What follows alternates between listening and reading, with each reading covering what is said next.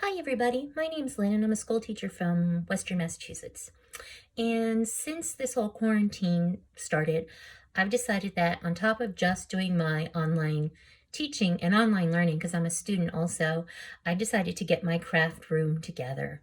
It's keeping my mind off all the craziness that's going on out there. So yesterday, I decided to post some of the pictures of my 95% finished room. And I say 95% because the floors aren't done. Unfortunately, they were scheduled to be done in 4 days before the arrival of the flooring people. They shut down the state. So I don't have floors. I just painted them brown, and we're going to live with it like that until they can decide to finish my floors, which is completely understandable. But so anyway, when I put everything online yesterday, I was shocked and amazed at the number of comments I got. Thank you so much. It makes a girl's heart swell when her ideas come to life and people appreciate them. There were tons of questions, and unfortunately, Facebook shut me down yesterday and wouldn't let me respond. So what I decided to do today was take you on a quick tour of my craft room and fill you in on most of the information. The key thing to remember is the room was done on a budget. Now, I know that sounds silly, but it really was. I'm a teacher, so that's what happens when you're a teacher. I did splurge on the wallpaper and the carpet. But other than that, everything else was bargain, bargain, bargain, coupon, and sales. So I'm going to walk you through, and hopefully you will enjoy my little tour. Thank you. So we're going to start with the wallpaper. The wallpaper was purchased by Wayfair, and it is a removable print, and it's actually supposed to be for a nursery, but I guess I'm a big kid at heart. The tables or the desks are put on three little stands that I purchased HomeDepot.com, $29.99, can't complain. I have my lovely maker, which is the highlight of my life these days, in the middle of the desk. I did make a little substitution. I had originally wanted to purchase two 55-inch desktops because that would span the whole length of the room. Unfortunately, the shipping at IKEA was way too expensive, so I went with the 47-inch desktops, which allowed me to have two little sections on either side for all my papers and vinyls and whatnot. And then I went with the four matching lamps to pull out all the colors in the wallpaper. On this side of the room, I have my stamps down below and up above.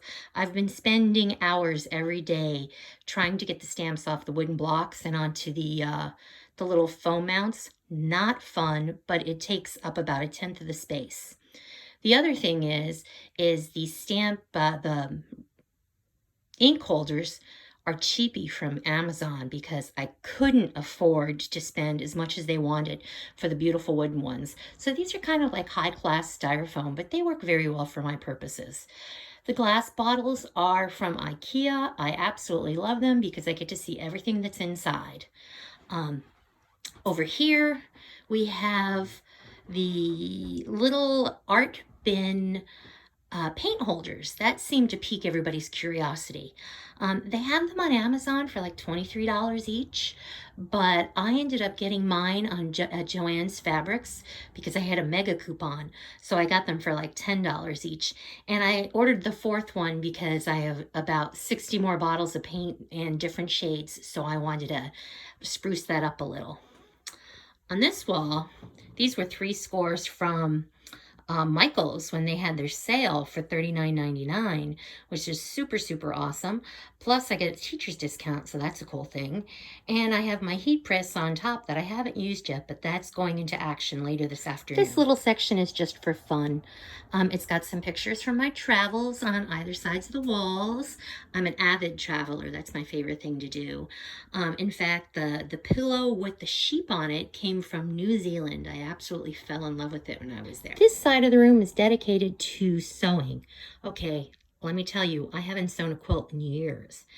But I plan on getting back to it because it's inspiring just to see it so organized. On the outside, or I should say the inside of both of my doors, I have wire racks that were purchased from Walmart.com. They're about $20 or so each. But what I ended up doing is they're called pantry organization racks. Unfortunately, when you put them together, they have huge spaces in between them. So what I ended up doing for both of them was I doubled up each rack to make the spaces in between them shorter so I could bring stuff in and out easier. Or I shouldn't say easier, but I could get more in. And getting stuff in and out isn't hard to do. You just slide your hand in, slide your hand out. It's not difficult. And if you're anything like me and you like ribbon, because I have it stored all over this room, you would greatly appreciate this. All I ended up doing was taping them together on the sides to make the double layer racks. So right here you have actually 4 full pantry racks. So maybe my favorite thing in the room is the center island that I built, okay? The reason why it's my favorite thing is because it was really inexpensive. I ended up picking up 3 closet-made cube systems with the 9 cubes each. I really wanted calyx, but they were far too expensive for me. And then I wanted this beautiful thing I saw on Walmart.com. Unfortunately, it went from $148 to $349 in 2 weeks, and I was like, sorry, Walmart, you just lost my business. So I needed to scrimp a little bit because I wanted the wallpaper, so I made it myself. So the 3 closet-made cubes are the bottom or the base, and then the top is a 4x4 piece of wood that I bought at plywood that I bought at Home Depot. I brought it home, I painted it out to match my walls, and then I took my Cricut machine and cut out heat transfer vinyl, and made the polka dots on it. Afterwards, I ended up staining or polyurethane over it so I could use it.